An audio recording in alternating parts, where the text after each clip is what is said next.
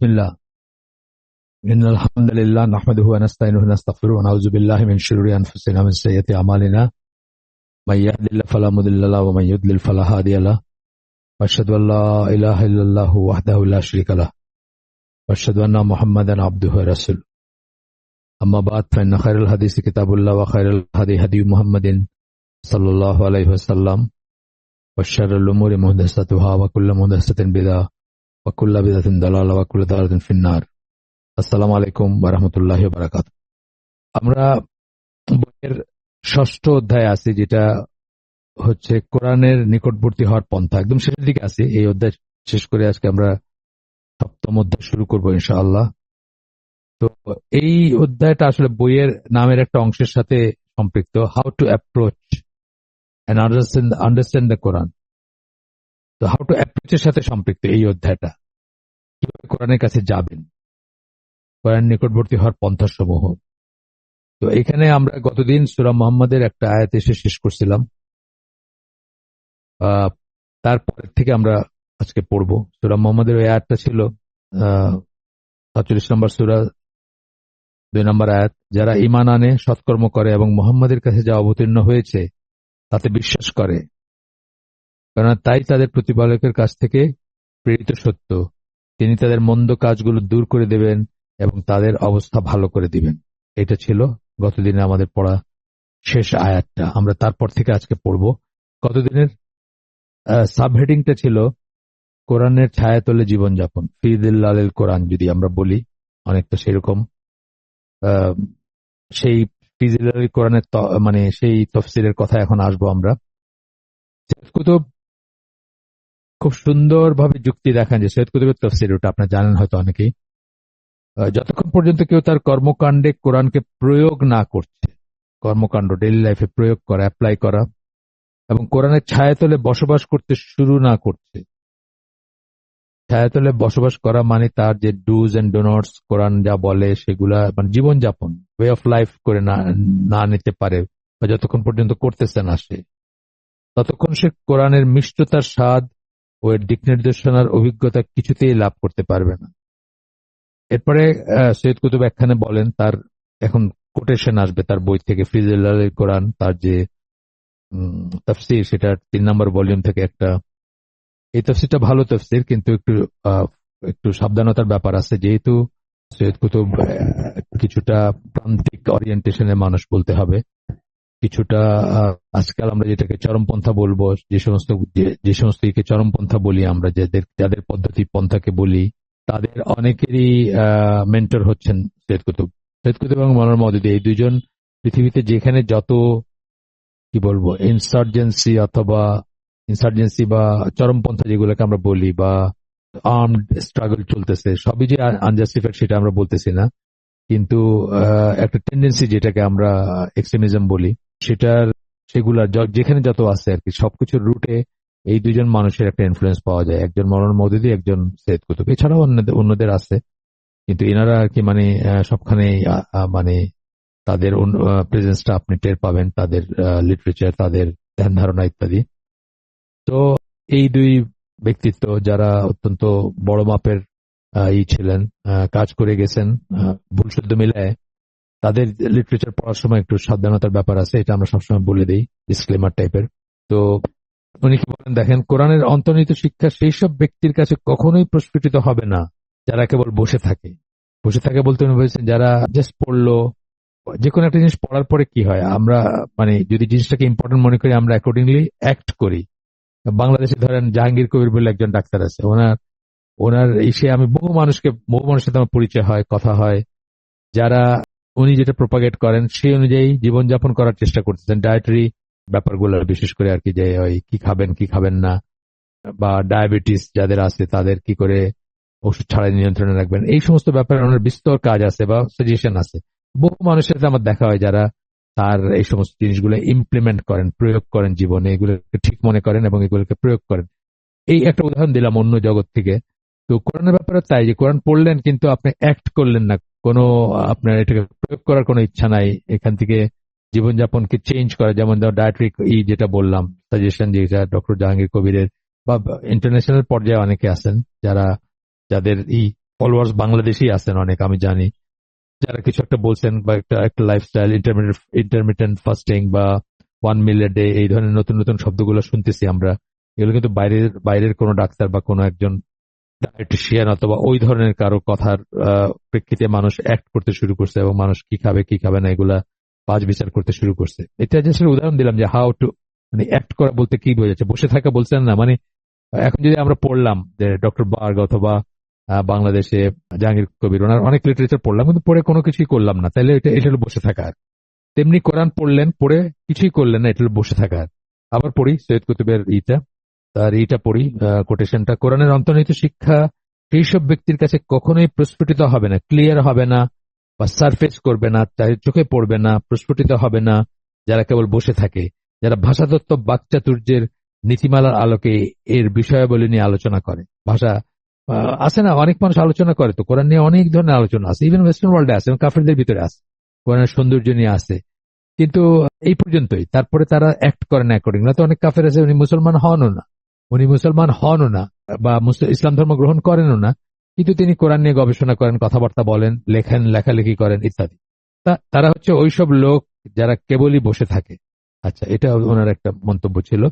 তো এরপরে আহ, আরেকটা জায়গায় সৈয়দ কুতুব বলতেছেন, এটা ভলিউম 4 থেকে, ফিজিল কোরআন, এটা 4 নম্বর ভলিউম থেকে, যতদূর মনে পড়ে 10 ভলিউম, আমার কাছে সবটা নাই, আমার কাছে 3টা ভলিউম বোধহয় আছে, 3টা, তখন পাওয়া যেত না সবকটা, পরে বাইর হয়েছে আর কি। আমি যখন তার এই খুব গুরুত্ব সহকারে পড়ার চেষ্টা করতাম, ইংরেজিটা বলতেছি, বাংলা তো আছে, বাংলাদেশে আছে ওই আল কোরআন একাডেমি লন্ডন, তারা হাফেজ মনির তারা বের করছেন, কিন্তু ইংলিশটা আমি যখন খুব গুরুত্ব দিয়ে তার খুঁজতাম, তখন 3টা খণ্ডই বোধহয় পাইছিলাম।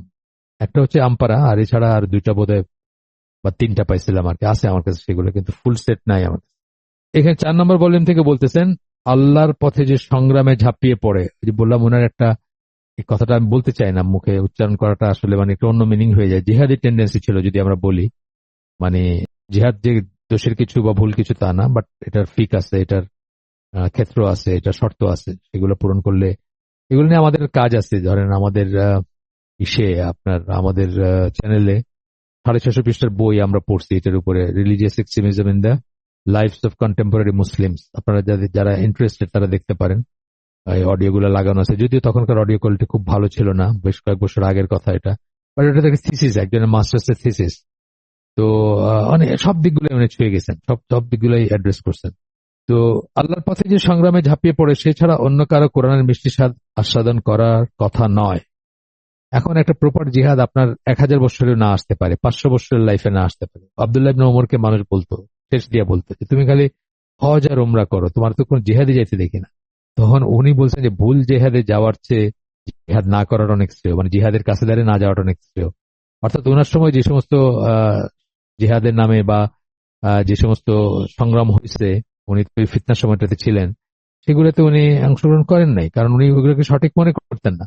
এবং উনি খুব এক্সেপশনালি একজন মানুষ ছিলেন, যিনি ইমাম ইমাম আলী, মানে কি বলে, খলিফা আমিরুল মোমিনিন বা খলিফা আলী রাদিয়াল্লাহুর কাছেও বায়াত নেন নাই, মুয়াবিয়া রাদিয়াল্লাহুর কাছে বায়াত নেন নাই, কারণ মুসলিম উম্মায় তখন 2জন আমির, একজন মানে কম্পিট করতেছেন বলতে গেলে আর কি, এক ধরনের। তো উনি কারো বায়াত নেন নাই, এবং উনি এটার রুটটা বুঝতেন, সেই জন্য নেন নাই ওনারটা। আমরা বলতেছেন যে আমাদের বেলায় প্রযোজ্য বা সেটা না, কিন্তু উনি মানে একদম গোড়ায় গিয়ে মানে করছেন, পিকটা ডেরাইভ করছেন যে এই অবস্থায় কারো নেন নাই উনি। কিন্তু হাসান বিন আলী, আলী রাদিয়াল্লাহুর বড় ছেলে হাসান রাদিয়াল্লাহু যখন ইসের তার রাইট টু রুল যখন সারেন্ডার করছেন মুয়াবিয়া রাদিয়াল্লাহুর কাছে, আবার মুসলিম উম্মার একজন খলিফা হয়ে গেছেন, তখন উনি বায়াত নিয়েছেন খলিফার। এই যে ব্যাপারগুলো বলতেছে যে মানে যে আল্লাহর পথে সংগ্রামে ঝাঁপিয়ে পড়া, সেটার সেটার পিক আছে, সেটার শর্ত আছে। প্রপার সংগ্রাম হইলে অবশ্যই ঝাঁপায় পড়বেন। আপনাকে অ্যাটাক করছে কেউ, আপনি একটা জায়গায় অন্তরীণ, আপনার মানে ডিফেন্সিভ জিহাদ যেটা বলি আমরা, যে ধরেন যে কোনো জায়গায়, সেটা জিহাদ তো স্টেটের বেলায় বা একটা ইসের বেলায় হবে, একটা শাসন ব্যবস্থার বেলায় হবে। আমি জিহাদ বাদই দিলাম, আপনার আপনার ঘর, আপনার বাসা ডাকাত পড়ছে, আপনি এটাকে প্রোটেক্ট করতে গিয়ে বা ডিফেন্ড করতে গিয়ে আপনি মারা গেছেন, আপনাদের শহীদের মৃত্যু আপনার, কিন্তু এখানে কোন রকম আর সেকেন্ড থটের নাই, মানে কোনো কোনো চিন্তা করার নাই যে এটাকে ঠিক না অঠিক, সেরকম না। হ্যাঁ, অফকোর্স যদি নিশ্চিত মৃত্যু জানেন আপনি সেটা বিরত থাকেন, সেটা বিরত থাকতে পারেন আপনি। কিন্তু আপনি যদি সেইখানে সেটা করতে গিয়ে মানে প্রোটেক্ট করতে গিয়ে মারা যান, আপনি কারেক্ট কাজটা করছেন এবং আপনি শহীদের মর্যাদা আপনার। কারণ এখানে আপনার ডিফেন্সিভ জিহাদ। সিমিলারলি যে কোনো ভূখণ্ডে যেখানে কাফেররা অ্যাটাক করবে এবং তারপরে সেখানে যখন কেউ সেটাকে রক্ষা করার জন্য, সুরক্ষা করার জন্য যুদ্ধ করবে, সে জিহাদ করতেছে। বাট অনেক জিহাদি যেগুলো আমরা নাম শুনি, মানে বলি যে জিহাদ, সেগুলো আসলে জিহাদের শর্ত পূরণ করে না, সেটা চিন্তার ব্যাপার আছে। তো এই জন্য এটা মানে আবার একটা জিনিস হচ্ছে যে মুসলমানে কিন্তু জিহাদ হয় না, এটা একটা একটা আন্ডারস্ট্যান্ডিং আছে। এখানেও আমাদের অনেক ভুল আছে। আমরা মুসলমানদের এগেনস্টে মুসলমানের যুদ্ধকে বা মুসলমানের ঝগড়াকে বা মুসলমানের পাওয়ার পাওয়ার স্ট্রাগলকে অনেক সময় জিহাদ বলে ডিফাইন করতে চাই। আচ্ছা, যাই হোক, সেটা গেল। আমরা আমরা আগাই একটু।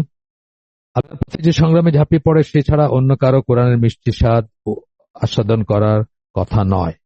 যে ওই অবস্থার মুখোমুখি হয়, যে অবস্থার পরিপ্রেক্ষিতে কোরআন নাজিল হয়েছিল এবং সেই অবস্থাগুলোকে কোরআনের মতো করেই মোকাবিলা করে, সেই শুধু এর স্বাদ পাবে। মানে ওই অবস্থার, মানে যে অবস্থায় কোরআন নাজিল হয়েছিল সেই অবস্থার সম্মুখীন হয়, যে কি ব্যাপার, যেমন জাহেলি একটা ছিল, জাহেলি সোসাইটি ছিল, সেখানে করছিল।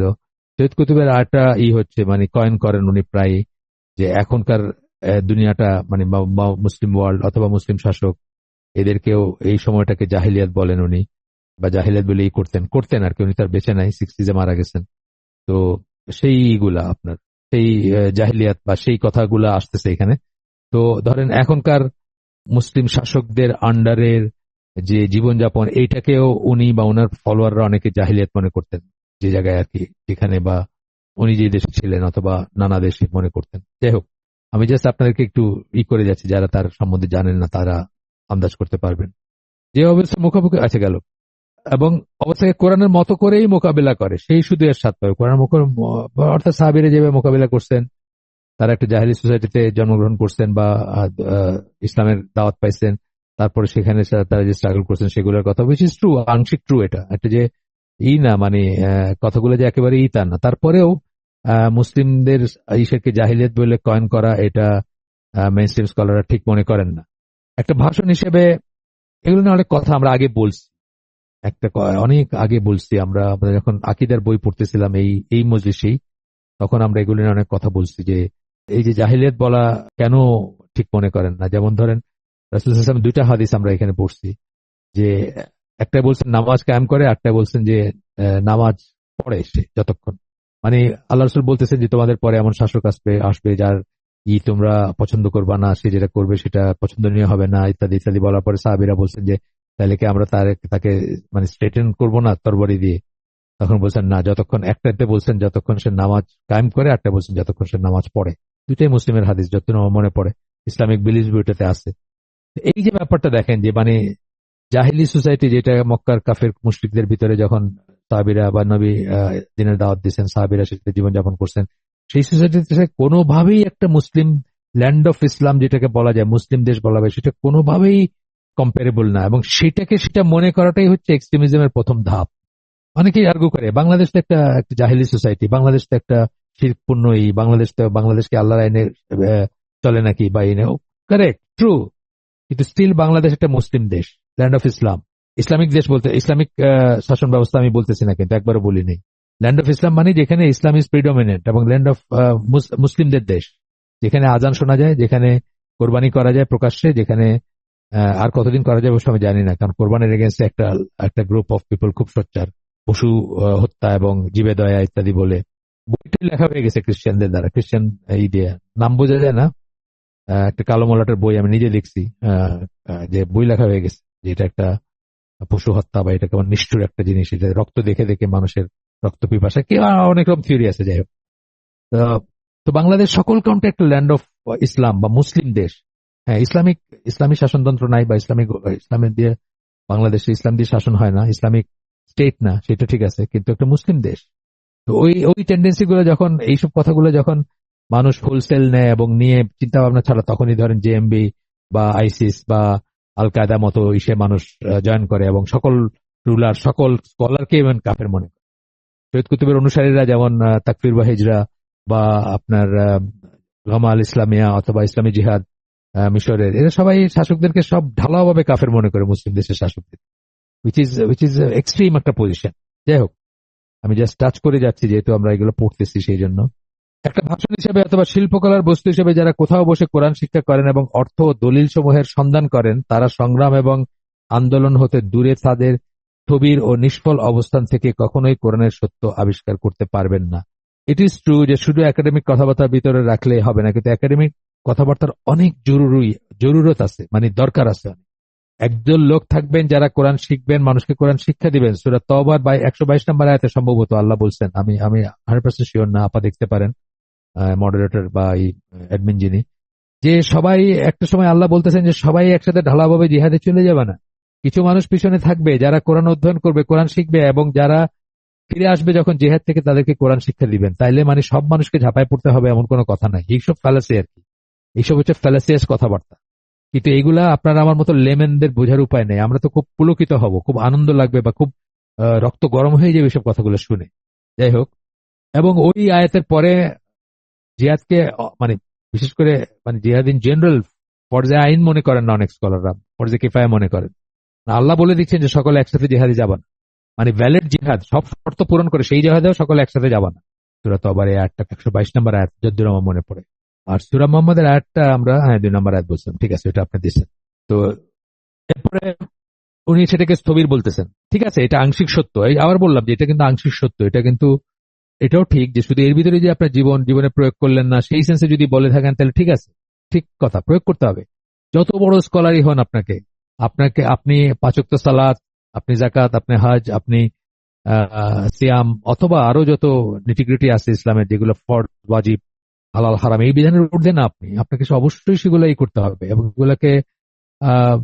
সেগুলাকে আপনি করবেন, কি বলে, সেগুলাকে অবশ্যই শিরোধার্য মনে করতে হবে। শুধুমাত্র একাডেমিক ডিসকাশনের ভিতরে থাকবেন না। বাট ইয়েট কেউ সেটা করতেছেন এবং উনি জিহাদে গেলেন না বা মানে অ্যাক্টিভিজমে গেলেন না, এই জন্য তাকে আমরা করব, তুচ্ছতাচ্ছিল্য করব না, সেটা সেটা আমার মনে হয় না ঠিক। যাই হোক, যদি কেউ করেন আর কি, মানে এইগুলো হয়তো একটা ওইভাবে ঠিক পিন পয়েন্ট করে কাউকে ঘৃণা করার বা কাউকে ত্যাগ করার কথা বলতেছে না, বাট এইগুলো থেকে ডিরাইভ করে এই যে যে সমস্ত গোষ্ঠীগুলো বললাম, যে তাকফির বা হিজরা ছিল এমন একটা গোষ্ঠী, জনগোষ্ঠী, এখন নিশ্চিহ্ন হয়ে গেছে। তারা নিজেদের ছাড়া সবাইকে কাফের মনে করতো, সকল মুসলমানকে কাফের মনে করতো। সে আলেম ওলামা থেকে শুরু করে, শাসক থেকে শুরু করে, যারা শাসককে ফলো করে, যেসব আলেম ওলামা ওইসব শাসকের বিরুদ্ধে বলে না তাদের, যারা তাদের অনুসরণ করে, সবাইকে কাফের মনে করতো। এটা শেষ হয়ে গেছে, মানে এটা খুব এক্সট্রিম একটা পজিশন ছিল। কিন্তু এগুলো আপনাদের জানা উচিত এই জন্য যে এগুলো কিন্তু রিকারিং রিকারিং এই ফেনোমেনন, বারবার আসবে এগুলো, ইতিহাসে বারবার আসছে, বারবার আসবে এবং আবারও নতুন করে আসবে। এই যে আইসিস, অল্প দিনের আগের কথা, আইসিস যেভাবে মানুষকে বিহেডেড করছে এবং এগুলোর ছবি আপলোড করছে, 1000 বছরে তো কোনো নন মুসলিম মুসলমান হইতে চাওয়ার কথা না, এগুলো যদি কেউ একবার দেখে থাকে। তো এটা কি লাভ করছে তারাই জানে, এটা দিয়ে কি অর্জন করছে তারাই জানে, আমি জানি না। তারপরে বলতেছেন যারা কেবল বসে থাকেন তাদের কাছে কখনোই কোরআনের সত্য প্রকাশিত হবে না। কেবল বসে থাকেন বলতে উনি যদি বুঝে থাকেন যে অ্যাক্ট করতেছেন না, বুঝে থাকেন অ্যাক্ট করতেছেন না, সেই অনুযায়ী প্রয়োগ করতেছেন না জীবনে, তাহলে ঠিক আছে। কিন্তু উনি যদি বলে থাকেন অ্যাক্টিভিজমে যাচ্ছেন না, ইসলামিক দল করতেছেন না, ইসলামিক পার্টি করতেছেন না, ইসলামিক জিহাদ নামের গ্রুপে জয়েন করতেছেন না, তাহলে ইটস রং, ভেরি রং। যারা আরামায়েশে ডুবে থাকেন, আরামায়েশে ডুবে থাকার ডেফিনিশন কি? হ্যাঁ, আপনি বলতে পারেন যে আমাদের মানে কাকে বলবেন, আপনার ডেফিনিশন কি? আমাদের রাসূল সাল্লাল্লাহু আলাইহি ওয়াসাল্লামকে যদি আমি স্ট্যান্ডার্ড ধরি, তাহলে ইভেন একটা রিকশাওয়ালাও আমি বলতে পারবো যে হয়তো আরামায়েশে ডুবে আছে, তাই না? এটার কি, এটার ড্যাটাম কি, এটার সেট স্ট্যান্ডার্ড কি, কোনটা স্কেল কি, কোনটা দিয়ে মাপবেন আপনি? এটা একটা রিলেটিভ টার্ম, তাই না? সত্যি কথা, আরামায়েশে ডুবে থাকলে অবশ্যই কিছু হবার নয়। আমি মানে একটা গল্প বলি যে একদিন আমরা, আচ্ছা ঠিক আছে এটা শেষ করি তারপর না হয় গল্প বলবো। যারা আয়ামাসে ডুবে থাকেন, আল্লাহ ছাড়া অন্যের সেবায় নিয়োজিত হন, সত্যি কথা, সত্যি যদি সেটা হয় আল্লাহ ছাড়া অন্যের জন্য জীবনযাপন করেন, অন্যের সেবায় নিয়োজিত হন, অন্যকে প্রাধান্য দেন, সে ঠিক আছে, একদম ঠিক কথা। এবং আল্লাহ ছাড়া অন্য মিথ্যা মনিবের কাছে আত্মসমর্পণ, একদম ঠিক কথা। সেটা তো একটা আলাদা জিনিস চলে গেল, সেটা হচ্ছে শিরকে চলে গেল, আল্লাহর চেয়ে আরে কাউকে বেশি প্রাধান্য দিচ্ছে। সেরকম যদি কেউ হয়ে থাকেন, অবশ্যই তাদের কাছে কোরআনের অন্তর্নিহিত সত্য কখনোই আত্মপ্রকাশ করবে না। সত্যি কথা এটা। কেউ যদি ওই পর্যায়ের হয়ে যান যে তিনি আল্লাহর পরিবর্তে অন্যকে নিজের মনিব মানতেছেন, ইলা না হোক, উপাসনা না করেন, তারপরেও ওই যে সূরা তওবার 31 নম্বর আয়াতে আছে না যে তারা তাদের রাব্বি এবং বিশপকে ইলা বানায় নিচ্ছেন, সূরা তাওবার 31 নম্বর আয়াতে আছে। তখন ওই ইলা তো না, রব কথাটা ইউজ করছেন আল্লাহ। তখন যখন আদি বিন হাতিম সাহাবী উনি আসছিলেন আল্লাহ রাসূলের কাছে ধর্মান্তরিত হইতে, মুসলিম হবেন, তো খ্রিস্টান ছিলেন উনি। তো বলতেছেন যে আমরা তো আমাদের রাব্বি বা বিশপ আমাদের ধর্মযাজক যাদের তাদেরকে তো আমরা বানাই না, আমরা তো তাদেরকে রব, তাদের তো আমরা উপাসনা করি না, তাদের তো আমরা পূজা করি না। তো আল্লাহ এই কথা বললেন, এই কথা তো বুঝলাম না, মানে জাস্ট জানতে চাইছেন। তখন আল্লাহ রাসূল বলছেন তারা যদি কোনো হারামকে হালাল করে তোমরা সেটা মেনে নাও না? তখন উনি বলছেন হ্যাঁ তা তো করি। অথবা যদি হালালকে হালাল করে, মানে উল্টাটা আর কি, হালালকে হারাম করে, তাহলে সেটা তোমরা মানো না, সেটা তোমরা করো না? যে হ্যাঁ সেটাও করি। এইটাই হচ্ছে রব বানায় না। এই কথাগুলো যদি সৈয়দ কুতুবের এই কথায় আমরা চিন্তা করি তাহলে এইটুকু কথা ঠিক আছে, এটা কোনো সমস্যা নাই।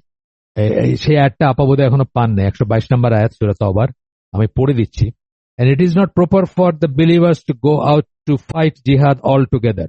Of every troop of them, a party only should go forth, that they who are left behind may get instruction in Islamic religion, and that they may warn their people when they return to them, so that they may beware of evil. এই যে কথাটা বলছেন, মানে একদল লোক পেছনে থাকবে, তারা ইসলামিক জ্ঞান অর্জন করবে এবং সেটা দিয়ে যারা ফিরে আসবে যখন তাদেরকে তখন তারা সঠিক পথে পরিচালিত করবে। বাংলায় আবু বকর জাকারিয়া বলতেছেন, আর মুমিনদের সকলের একসাথে অভিযানে বের হওয়া সঙ্গত নয়। অতঃপর তাদের প্রত্যেক দলের এক অংশ কেন বের হয় না, যাতে তারা দিনের গভীর জ্ঞান অর্জন করতে পারে এবং তাদের সম্প্রদায়কে ভীতি প্রদর্শন করতে পারে যখন তারা তাদের কাছে ফিরে আসবে, যাতে তারা সতর্ক হয়। এই আয়াতের পরে অনেক স্কলারই মনে করেন যে জিহাদ ফরজে আইন আর নাই, ফরজে কিফায়া, সবার উপর জিহাদ ইন্ডিভিজুয়ালি ফরজ হবে না বা হয় না, সেটা মনে করেন। হয়তো আছে এটা নিয়ে, হয়তো ডিফারেন্স অফ অপিনিয়ন থাকতে পারে, সেটা অন্য কথা। কিন্তু আমি জাস্ট আয়াতটা পড়ে দিলাম, আমি ভাবতেছিলাম যে আপা হয়তো খুঁজে বের করবেন, বাট ওনার হয়তো সময় লাগছে, আমি সেই জন্য পড়ে দিলাম আর কি। খুব ইম্পর্টেন্ট আয়াত এটা। কিন্তু সূরা তওবা হচ্ছে মানে কঠিন জিহাদের ইনস্ট্রাকশনের সূরা, কিন্তু সেখানে আল্লাহ কথা বলতেছেন, এই আয়াতটা আসছে সেখানে। সুতরাং আমরা এই যে ব্যাপারগুলোতে সাধারণ মানুষ যারা, আমাদের মতো সাধারণ যারা, তারা কিন্তু বিভ্রান্ত হওয়ার স্কোপ থাকবে। এই জন্য আমি অনেক কটা কথা এক্সট্রা বললাম আপনার। এরপরে মওদুদির কথা আসতেছে। মওলানা মওদুদি সুন্দর ভাষায় প্রকাশ করেছেন, সেটাও তুলে দিয়েছেন এই লেখক। এটা আসলে এক ধরনের অনেস্টি আর কি, কারণ প্রত্যেকেই কি বলছেন বা কোন কোন ভিউ থেকে বলছেন সেগুলো বলা উচিত। আসলে একটা গ্রুপ বা একটা ইসের মতটা বললেন আরটা বললেন না, সেটা ঠিক না। সেই হিসাবে বড় বড় স্কলাররা দেখবেন যে দুইটা দিকই বলেন, বা একটা উইক ন্যারেশনও অনেক সময় তারা ন্যারেট করেন, যেন অসৎ না হয় ব্যাপারটা, যেন ব্যাপারটা সৎ হয়। যেমন ধরেন স্যাটানিক ভার্সেস যে সূরা নাজমের যে ব্যাপারটা নিয়ে তাবারি তার তাফসিরে লিখছেন, সেটাও কিন্তু এই বোধ থেকে যে একটা জিনিস শোনা গেছে, প্রচলিত হয়েছে বা কিছু কিছু মানুষের মুখে ঘুরতেছে, সেটাও উনি প্রকাশ করতে চাইছেন, সেটার উল্টাটাও প্রকাশ করতে চাইছেন, বা সেটাকে অবজ্ঞা করে যান না। এইরকম দেখবেন ইসলামে বেশ কিছু ন্যারেশন আছে যেগুলা চিন্তার খোরাক যোগায়, অথবা যেগুলা মোটামুটি অসম্ভব মনে হয়, কিন্তু তবুও কিন্তু আমাদের স্কলাররা, বা খুব উইক ন্যারেশন, উইক সবাই মতে উইক, তারপরে কিন্তু তারা জিনিসটা শুনছেন বলে তারা সেটাকে উল্লেখ করছেন। এটা এক ধরনের অনেস্টি বলবো আমরা, যখন কেউ কোনো একটা প্রসঙ্গে কথা বলতেছেন তখন সবকটা বলেন। ইবনে কাসিরও এই পদ্ধতিটা ফলো করছেন। ইবনে কাসিরের বেশ কিছু আছে যেগুলো উইক ন্যারেশন, কিন্তু for the sake of honesty অথবা ক্ল্যারিটি উনি কিন্তু সেগুলো উল্লেখ করছেন। এই জন্য ইবনে কাসির কিন্তু আমরা সবাইকে রিকমেন্ড করি না। ইবনে কাসিরের যে মানে যেটা মানে বিস্তারিত যে ইবনে কাসিরের তাফসীর, সেটা আমরা সকলের জন্য রিকমেন্ড করি না। বরঞ্চ অ্যাব্রিজ যেটা ইংরেজিতে মেনলি বলতেছি, যেটা 10 খণ্ডে আছে দারুস সালামের 10 ভলিউমে অ্যাব্রিজ, সেটা আমরা রিকমেন্ড করি, কারণ সেখানে ওগুলো কাটছাট করা হয়েছে, যেগুলো ধরেন ইসরায়েলিয়ার থেকে বা উইক ন্যারেশন থেকে উনি just for the sake of honesty and clarity যেগুলা উল্লেখ করছেন যে এরকম শোনা গেছে বা এরকম, এগুলাকে কাটছাট করে অ্যাব্রিজ যেটা, সেটাই আমরা রিকমেন্ড করি। তো আসেন দেখি, মনের মধ্যে দিদিটা অনেক বড়, আমরা পুরাটা পড়ি। এটা হচ্ছে ইন্ট্রোডাকশন টু আন্ডারস্ট্যান্ডিং দ্য কোরআন। এটা 36 থেকে 39 পৃষ্ঠা, এইখান থেকে উদ্ধৃতিটা। আমরা একটু বড় উদ্ধৃতি হুবহু পড়বো ইনশাআল্লাহ। এটা মনে রাখা উচিত যে কোরআনের ধ্যান ধারণাকে জীবনে পরিপূর্ণরূপে প্রতিষ্ঠিত করতে হলে কোরআনের মিশনকে সফল করার সংগ্রামে প্রত্যক্ষভাবে অংশগ্রহণ করা আবশ্যক।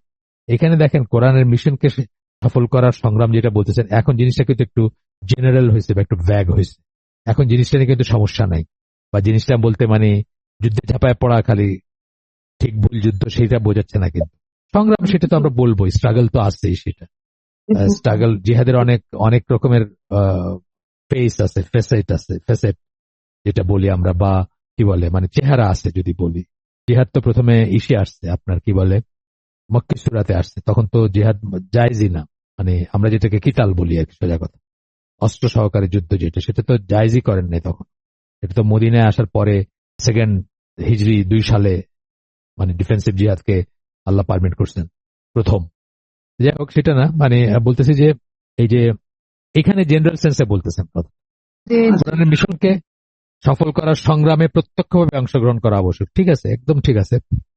কোরআনের মিশনকে ই করার সংগ্রাম, সেটা অনেক বড় কথা।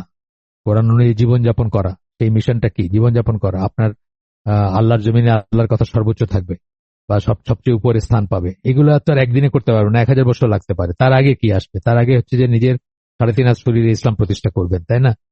নিজের ঘরে, নিজের উপরে, প্রথমে নিজের শরীরে, তারপরে নিজের ঘরে, তারপরে নিজের ফ্যামিলিতে বা নিজের আহাল, তারপরে নিজের জ্ঞাতি গোষ্ঠী, এন্ড দেন বাইরের দিকে যাবে। ঠিক আছে, সেটা ঠিক, একদম ঠিক আছে।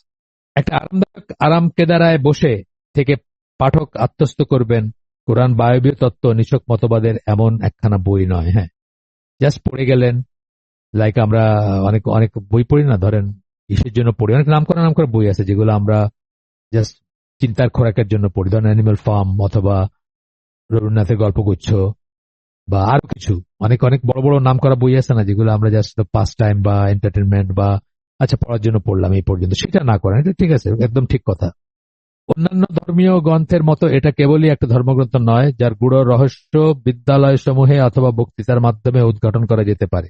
একটা ধর্মগ্রন্থ, একজন হিন্দু তার যে সমস্ত ধর্মগ্রন্থ আছে সেগুলা ইমপ্লিমেন্ট করলেও সে হিন্দু, না করলেও সে হিন্দু। কেউ তাকে ওই মাপে মাপে না। কিন্তু একজন মুসলমান যদি নামাজ না পড়ে, সে কিসের মুসলমান? সে যদি রোজা না রাখে, সে কিসের মুসলমান? সে জাকাত না দেয়, সে কিসের মুসলমান? মানে মুসলমানকে অ্যাক্ট করতে হবে। ঠিক আছে, এই সেন্সে কথাগুলো ঠিক। তারপরে উনি বলতেছেন এটা হচ্ছে সেই কিতাব যা ওই মহান আন্দোলনের অনুপ্রেরণা ও দিক নির্দেশনা জুগিয়েছিল, যা একজন মানুষ কর্তৃক একটি বাণী প্রচারের মাধ্যমে সূচিত হয়েছিল এবং যা 23 বছর সময়কাল ধরে জারি ছিল, যতক্ষণ না পৃথিবীতে সত্যিকার অর্থে আল্লাহর রাজত্ব কায়েম হয়েছিল। সত্য ও মিথ্যার ভিতর এই সুদীর্ঘ ও হৃদয় বিদারক সংগ্রামে এই কিতাবখানি তার অনুসারীদের মিথ্যা নির্মূল করতে ও সত্যকে সুসংহত করতে ও সত্যের রাজ প্রতিষ্ঠা করতে অব্যর্থভাবে দিক নির্দেশনা দিয়েছিল।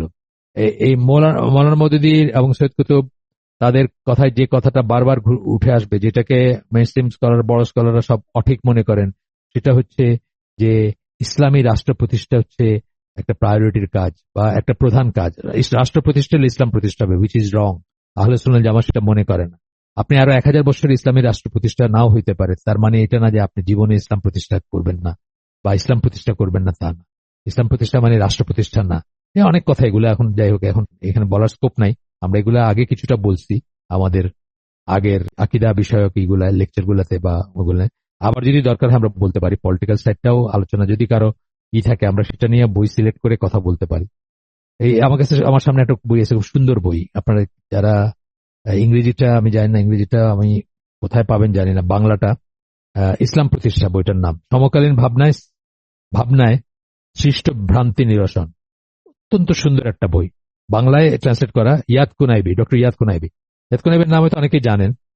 উনি তো ইসলামের উপর অনেক কাজ আছে এবং এই প্যালেস্টাইন ইস্যুতে ওনার স্ট্যান্ডটাই খুব সুন্দর আর কি।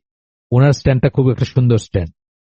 এবং এই বইটা উনি খুব এই যে মুরসি, ইসলামী ব্রাদারহুড, যে মিশরে স্বল্পকালীন ক্ষমতা এবং এটা এটা এটা যে কোনো কাজে লাগলো না বা এটা এইভাবে যে কিছু হবে না, এই ধরনের জিনিসগুলো করছেন। আমি বইটা পুরো পড়ি নাই, জাস্ট উল্টাই গেছে, আমার ওয়াইফ পড়ছেন।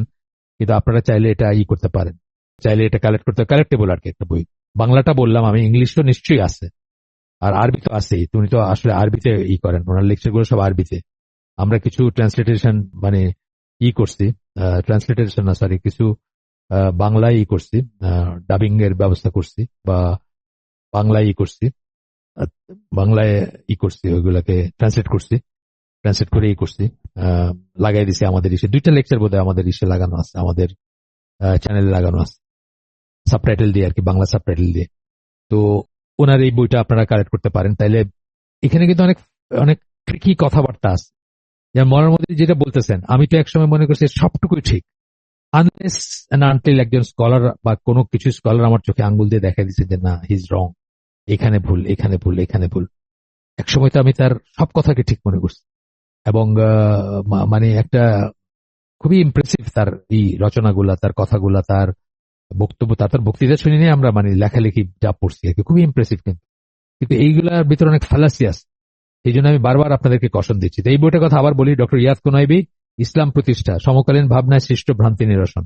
বইটা আপনারা চেষ্টা করবেন কালেক্ট করতে, এবং ইনশাল্লাহ আপনারা চাইলে আমি ছবি দিয়ে দিব পরে, আপনারা চেষ্টা করবেন কালেক্ট করতে, এবং ইনশাল্লাহ বাংলাদেশে বিশেষ করে যারা আছেন তারা তো ইজিলি কালেক্ট করতে পারবেন। বাইরে ইংলিশটা আছে কিনা আমি শিওর না। আচ্ছা, এরপর বলতেছেন, তাহলে কিভাবে কেউ কেবল আয়াতগুলো পাঠ করেই কোরআনিক সত্যের প্রাণকেন্দ্রে পৌঁছানোর আশা করেন, ইমান ও কুফরের ভিতর, ইসলাম ও জাহিলিয়াতের ভিতর। এই যে জাহিলিয়াত কথাটা আবার বলতেছেন, কিন্তু জাহিলিয়াত কথাটা জেনেরিক ফর্মে বললে কোনো সমস্যা নাই, ঠিক আছে একদম। কিন্তু যখন আপনি বলতেছেন যে এখনকার সব গভর্নমেন্ট গুলা, ইসলামী দেশগুলো সব জাহিলিয়াতে ডুবে আছে, তখন তো আপনি অনেক বড় একটা বার্ডেন নিয়ে নিলেন আপনার কাঁধে। এটা বলা উচিত না, মুখ দিয়ে উচ্চারণ করা উচিত। হ্যাঁ, জাহিলিয়াত জেনেরিক সেন্সে আপনি বলেন, ঠিক আছে, কুফর আছে, জাহিলিয়াত আছে তো।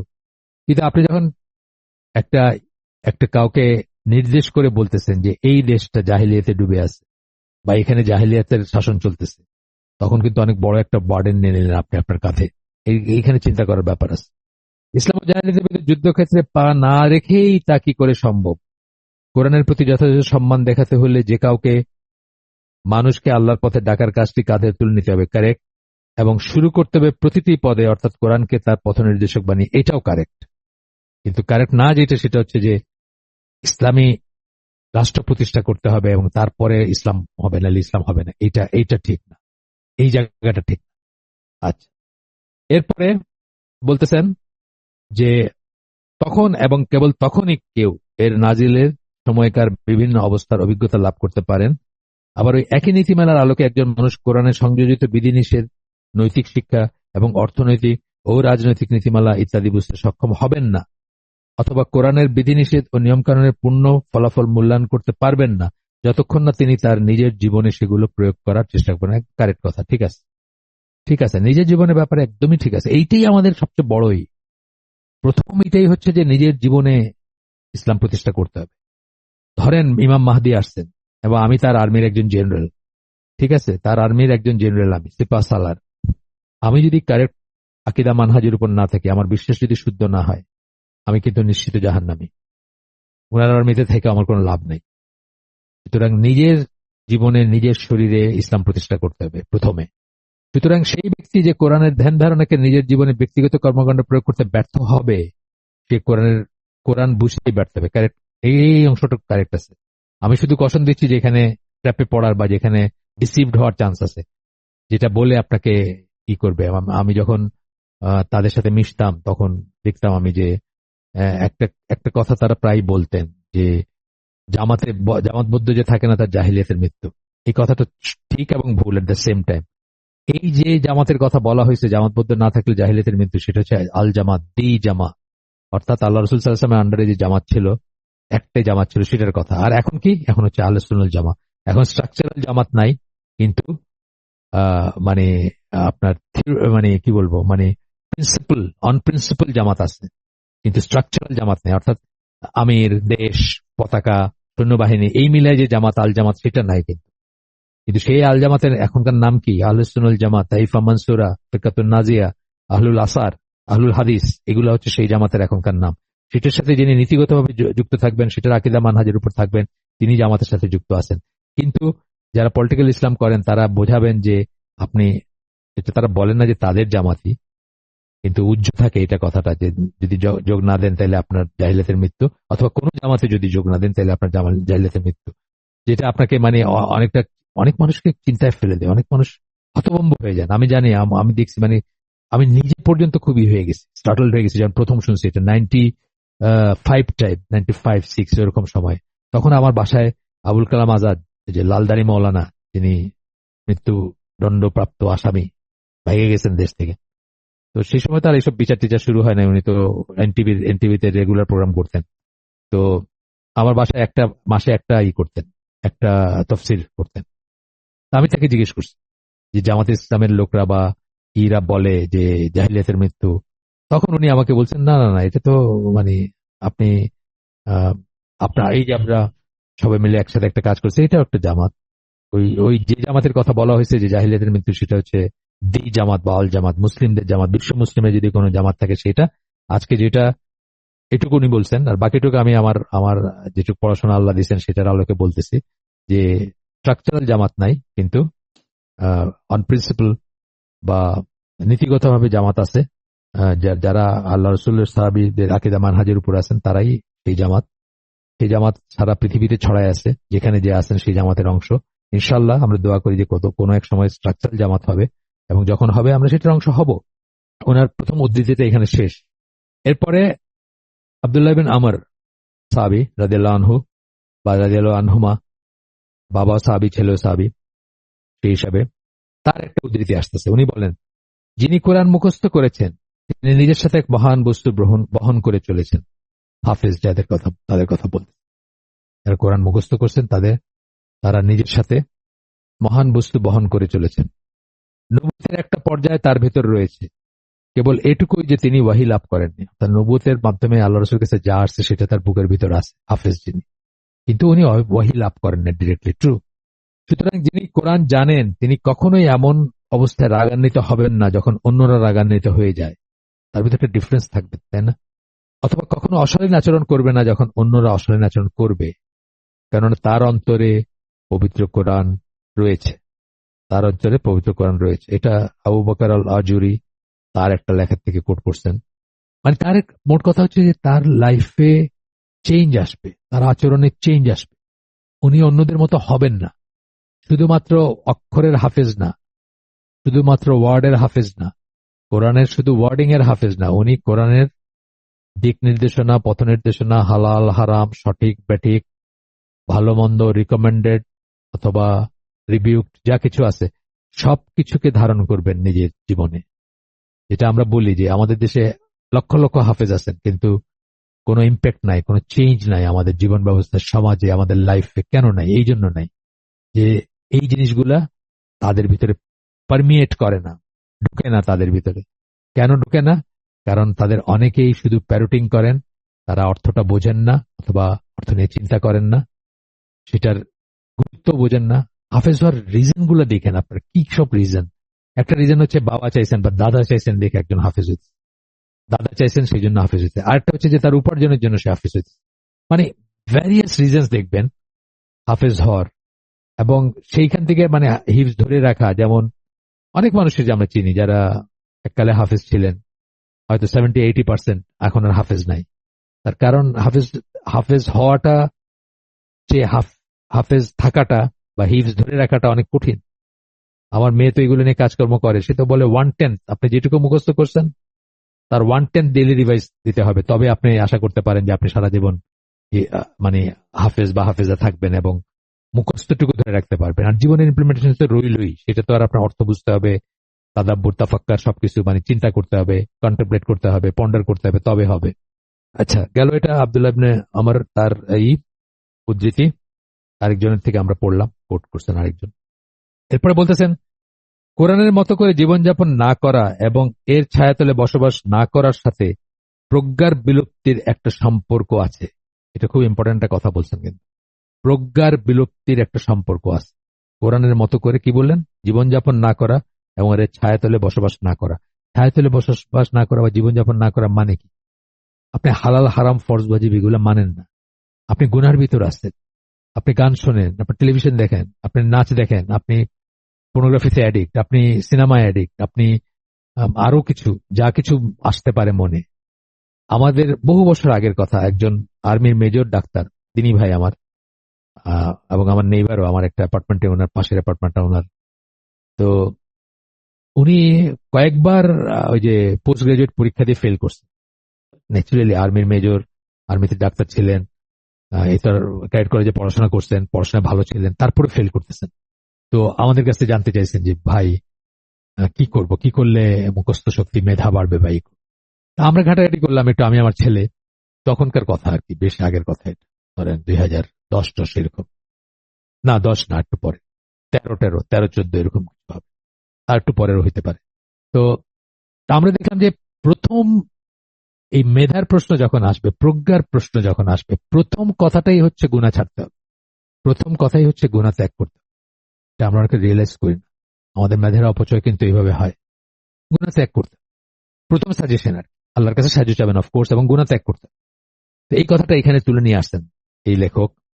কোরআনের মতো জীবনযাপন না করা বা এর ছায়াতলে বসবাস না করা, সাথে প্রজ্ঞার বিলুপ্তি। প্রজ্ঞা মানে কি? উইজডম, ম্যারিট, উইজডম, মেধা, যা আসে এই লাইনের সবকিছু একটা সম্পর্ক আছে। আপনি দেখবেন কত গল্প শুনবেন আপনি, যে পর্নোগ্রাফিতে অ্যাডিক্টেড হয়ে একটা ছেলের বেস্ট অফ দ্য বেস্ট ছিল পড়াশোনায়, সে নোবডি হয়ে গেছে। কত দেখবেন আপনি, কত গল্প শুনবেন এরকম। গান বাজনায় লেগে গেছে অথবা নেশায় লেগে গেছে, সবই পাপ, এগুলা সবই কবিরা গুনাহ, সবই পাপ। নাসর আল ওমর একজন, তার বই থেকে আসতেছে এখানে, তার একটা বই থেকে কোট করতেছেন এখানে, যেখানে উনি বলতেছেন যেসব বিষয়ে জ্ঞানের বিলুপ্তি ঘটায়, জ্ঞানের বিলুপ্তি, জ্ঞান বলতে এর ভিতরে সবকিছুই আসলো, যা বললাম, মুখস্থ শক্তি বলেন, প্রজ্ঞা বলেন, নলেজ বলেন, আকল বলেন, যাই বলেন, তার মধ্যে পাপকর্ম হচ্ছে সবচেয়ে নিকৃষ্ট। পাপকর্ম বলতে ইউজুয়ালি যখন সিন কথাটা বলা হয় ইংরেজি লিটারেচারে, তখন কবিরা গুনাহ বোঝানো হয়। ইংরেজি কোন একটা দিনের বই যদি পড়েন বা তাফসির পড়েন, সেখানে যদি সিন লেখেন লেখা, সেখানে ইউজুয়ালি আপনার কি বোঝানো হয়েছে? কবিরা গুনাহ বোঝানো। আগুনের শিখা যেমন ডালপালাকে গ্রাস করে, তেমনি তা জ্ঞানকে ধ্বংস করে।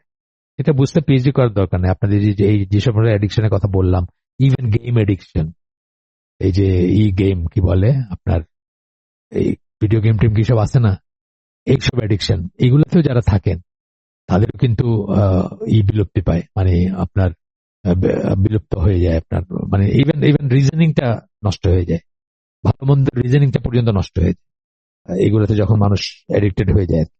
প্রজ্ঞার বিশাল অপচয়ের পিছনে অহরহ কত নিষিদ্ধ দৃষ্টিপাত একটা কারণ হয়ে থাকে। নিষিদ্ধ দৃষ্টিপাত, আপনার চোখ নিষিদ্ধ জিনিস দেখলো, সেটা আপনার প্রজ্ঞার বিলুপ্তি বিলুপ্তি ঘটাইতে পারে। আসলে তো হয়, মানুষ হয় না, মানুষ এক মুহূর্তে একটা ভুল করে বসে, সেটা সে যদি প্রপার স্টেট অফ মাইন্ডে থাকতো কোনোদিন করতো না। শুধুমাত্র কিছু একটা দেখছে, কোন একটা দুর্বল মুহূর্তে কিছু একটা দেখছে, কিছু একটা তার চোখে পড়ছে, ব্যাস শেষ।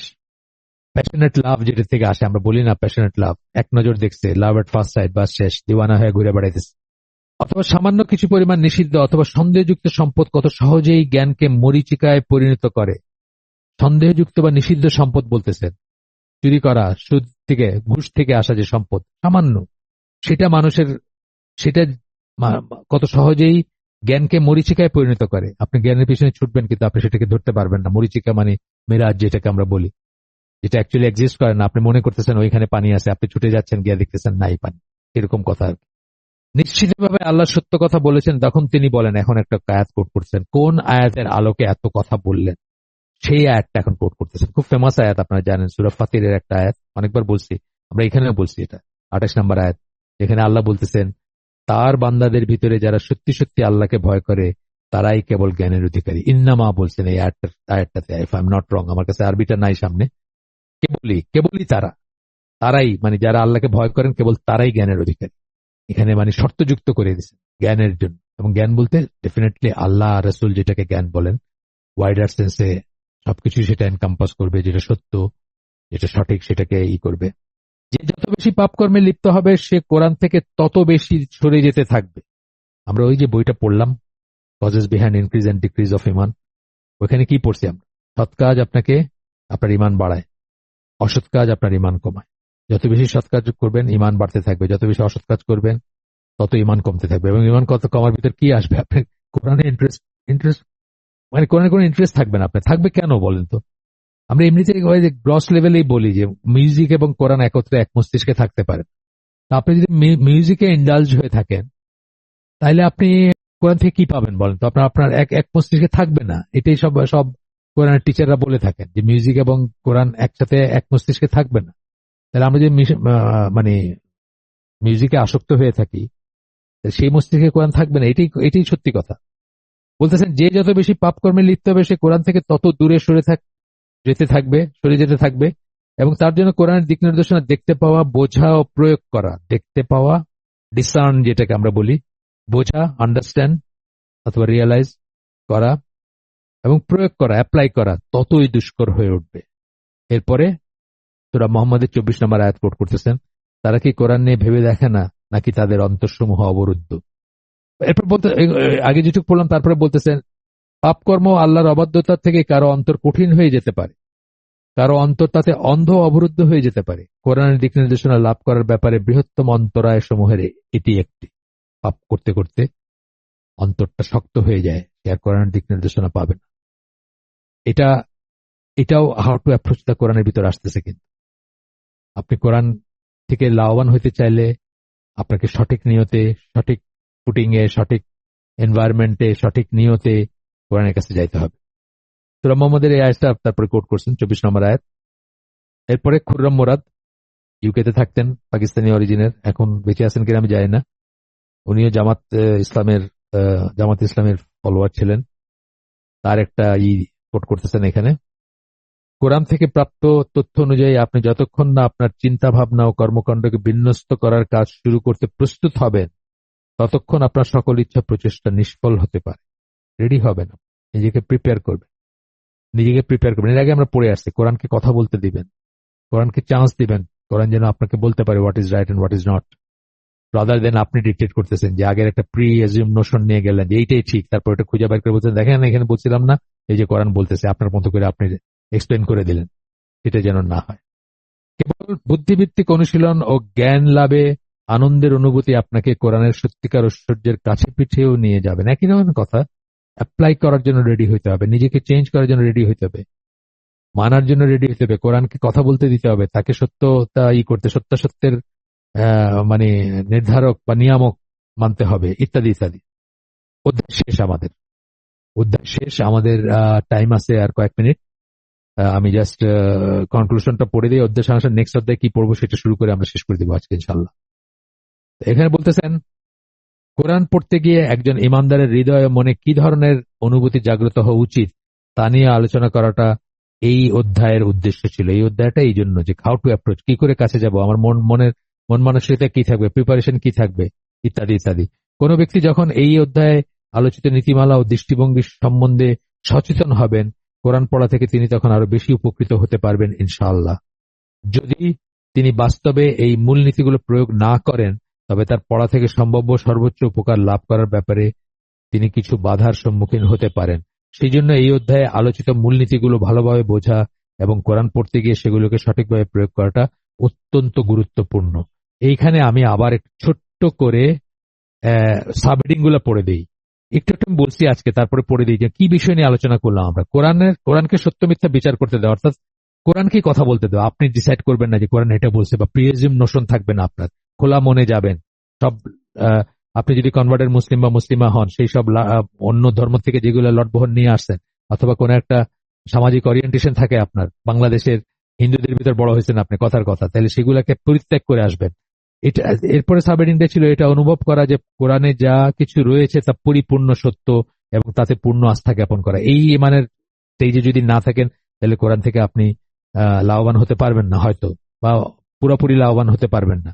স্থান ও কালের বন্ধন থেকে কোরআনের বক্তব্যকে মুক্তি দেওয়া, মানে এটা 1400 বছর আগের জন্য ছিল অথবা সৌদি আরবের জন্য শুধুমাত্র প্রযোজ্য, আমাদের জন্য না, এরকম ইসের থেকে তাকে মুক্ত দেওয়া যে সকল স্পেস সকল টাইমে কোরআন মানে প্রযোজ্য এবং প্রযোজ্য থাকবে ইনশাআল্লাহ, এটা উপলব্ধি করা। এরপর একটা সাবহেডিংটা ছিল যে কোরআন পাঠকের জন্য এবং তার উদ্দেশ্যে নাজিল হয়েছে, আপনার জন্য নাজিল হয়েছে, আপনার সাথে কোরআন কথা বলতেছে, এটা উপলব্ধি করা। তারপরে ছিল সাবহেডিং গুলো আমি পড়তেছি, জাস্ট শেষ করে ফেললাম চ্যাপ্টারটা। আল্লাহর কথা ও ভাষণ পড়া হচ্ছে এই বোধ থাকা অত্যন্ত ইম্পর্টেন্ট যে আল্লাহ আপনার সাথে কথা বলতেছেন এবং এগুলো আল্লাহর কথা, সেই রেসপেক্ট, সেই আপনার ভিতর থাকবে। এরপরটা হচ্ছে কোরআনের ছায়াতলে জীবনযাপন করা, যেটা লাস্ট ছিল, যেটা দিয়ে আমরা আজকে শেষ করলাম। এরপরের চ্যাপ্টারটার আমি জাস্ট নামটাম বলে, আমাদের সময় শেষ প্রায়, নামটাম বলে বা একটু একটু শুরুটাও করে শেষ করে দিব। সেটা হচ্ছে সঠিক পদ্ধতিতে কোরআন ব্যাখ্যা করা। এটা হচ্ছে এই আসলাম আমরা উসুল তাফসির বা এই বিষয়গুলো এখান থেকে শুরু হবে, যে আপনার এই জায়গা থেকে সঠিক পদ্ধতিতে কোরআন ব্যাখ্যা করা, এইখান থেকে নিয়ে অনওয়ার্ড বেশ কিছুদূর যাবো আমরা তফসিরের মেথোডোলজি। আমার অস্ট্রেলিয়া থাকেন আমার এক দিনই বোন একদিন বলতেছে, আমাদের খুব কাছের আমার ফ্যামিলির, উনি একদিন বলতেছে, ভাই একটা তফসির শুরু করেন না, তফসির করেন, একটা তফসিরের একটা আয়োজন করেন, বা কি বলে এই যে হালাকা করেন। আমি বললাম যে আমার তো তফসির করার যোগ্যতা নাই, আমি তফসির পড়তে পারি বলতে যারা যারা তফসির করছেন তাদের একটা তফসির থেকে আমি পড়ে শোনাইতে পারি, হয়তো দুই চারটা শব্দ একটু ব্যাখ্যা করতে পারি, বা দুই চারটা জায়গায় হয়তো ঠিক ক্লিয়ার না, আমি তো আরো দুই তিনটা সোর্স থেকে পড়ে এসে আপনাদেরকে বলতে পারি, কিন্তু তফসির করার যোগ্যতা আমার নেই। তফসির অত্যন্ত কি বলবো সিরিয়াস একটা ব্যাপার, এবং এইটাতে আমরা দেখবো যে অত্যন্ত সিরিয়াস একটা ব্যাপার, এবং যে কারো এরকম একটা ভাব থাকা উচিত না যে আল্লাহ বলছেন তো কোরআন তো সহজই এবং সকলের জন্য কি বলে সকলের জন্য উন্মুক্ত, সুতরাং আমি কোরআন একটা আপনার খুলে নিয়ে বললাম যে আর দেখেন এখানে এরকম বলছেন না, মানে এটা মিনিং এটা এরকম বলছেন, আল্লাহ বলে এখানে এরকম বলছেন বা ওইখানে এরকম বলছেন, এইটা ঠিক না। আসলে দুইটা এক্সট্রিমের মাঝখানে থাকবো আমরা। একটা এক্সট্রিম হচ্ছে দেয়ার আর পিপল যারা আপনাকে বলবে আর একটা কোরআন হাতে নিয়ে পড়তে শুরু করে দেখবা নিজেই সব পাই যাবা, নিজেই সব বুঝবা, নিজেই সব করতে পারবা, এটা হলো একটা শ্রেণী। আরেকটা শ্রেণী হচ্ছে যে কোরআন পড়ো না, কোরআনের কাছে কোরআন পড়লে গোমরা হয়ে যাবা। এই দুইটার কোনোটাই দুইটা এক্সট্রিম আর কি। আমরা আমাদের পজিশনটা হবে মাঝখানে। আমরা কোরআন পড়বো, আমরা বুঝবো, জীবনে প্রয়োগ করার চেষ্টা করব, মুহকামাত আয়াত যেগুলো আছে ডু অ্যান্ড ডোনার সেগুলা খুব সিম্পল ব্যাপার জানবো, কিন্তু আমরা এখান থেকে ফতোয়া ডেরাইভ করব না, আমরা ফতোয়া দিব না, আমরা এখান থেকে রুলিং বের করব না, বা আমার মনে হয় বলে আমরা এটা করব না। এই হচ্ছে কথা, এটা আমরা মনে রাখবো সবসময়, যে আমরা মানে মাঝামাঝি একটা নেব। তফসির বা ব্যাখ্যার জন্য আমরা বড়দের কাছে যাব, বড়দের বলতে যারা স্কলার তাদের কাছে যাব, অলরেডি এগুলো নিয়ে অনেক কি করছেন বা যারা যোগ্য, এটা সোজা কথা। আমরা তো জানেন যে আলোচনা যাওয়ার মতে আমরা কি বলি, যে তফসির গুলা ওই প্রথম 3 জেনারেশনের করা বা তাদের কাছাকাছি সময় করা, সেই তফসির গুলাকে আমরা বেশি ভ্যালু করি, এবং অথবা সেগুলোর উপর বেস করে যেগুলা করা, সেগুলোকে ড্যাটাম ধরে নিয়ে, সেগুলোকে প্যারাডাইম ধরে নিয়ে যেগুলা করা, সেগুলোর উপরে সেগুলোকে আমরা করি। কিন্তু এখনকার বর্তমান মানে মডার্ন যুগে বহু মডার্নিস্ট আছেন যারা কোরআন পড়ে আমার মনে হয় এটা বলে একটা কিছু লিখে ফেলছেন, যে থেকে আমরা সবসময় সাবধান করছি, আবারও সাবধান করতেছি। এবং মডার্ন যুগের যে তফসির আছে তার ভিতরে ধরেন তফসিরা সাদি বা নবুল কোরআন, এগুলাও আসলে ইন্ডিপেন্ডেন্ট তফসির না, কোন সেন্সে না, আবার তারা নিজেরা আলাদা করে কিছু করেন নাই, কিন্তু কিছু কিছু পাবেন আপনারা যে নিজেরা একটা নতুন ধারার চিন্তা ভাবনা করছেন, সেগুলোর থেকে আমাদের একটু সাবধান থাকা দরকার। অনেক মডার্নিস্ট আছেন তারা এগুলা করার চেষ্টা করছেন, বা পুরা কোরআন না হইলেও আংশিক তফসির করার চেষ্টা করছেন।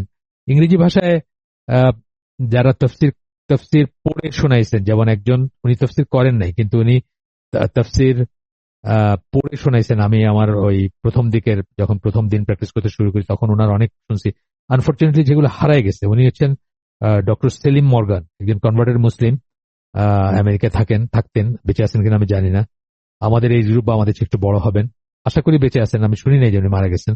তো ওনার তফসির গুলো হারাই ফেলছি, আমার অনেক তফসির ছিল ওনার, মানে অডিও ছিল এবং ছিল হার্ড কপি ছিল। আমি জানি না ওইটা মানে আমি খুঁজে আমার সার্চে আমি পাই নাই, আপনারা সার্চ করে দেখতে পারেন, সেলিম মর্গান দিয়ে সার্চ করে দেখতে পারেন ওনার তফসির গুলো পান কিনা। খুবই সুন্দর ছিল, মানে উনি নিজে তফসির করেন নাই কিন্তু তফসির পড়ে শোনাইছেন। তো ঠিক আছে, আজকে আমাদের হালকা আমরা এখানে শেষ করে দেবো। সুবহানাকা আল্লাহুম্মা ওয়া বিহামদিকা আশহাদু আল্লা ইলাহা ইল্লা আনতা আস্তাগফিরুকা ওয়া আতুবু ইলাইক। আমরা যে শুনলাম তার ভালো কিছু শুনে থাকলে সমস্ত প্রশংসা আল্লাহর, আলহামদুলিল্লাহ। খারাপ কিছু শুনে থাকলে সমস্ত ব্যর্থতা আমার এবং সেটা শয়তানের তরফ থেকে। আল্লাহ আমাদেরকে তৌফিক দিন যে ভালো শুনলাম তার উপর আমল করার বা সেটাকে জীবনে প্রয়োগ করার। আসসালামু আলাইকুম ওয়া রাহমাতুল্লাহি ওয়া বারাকাতুহু।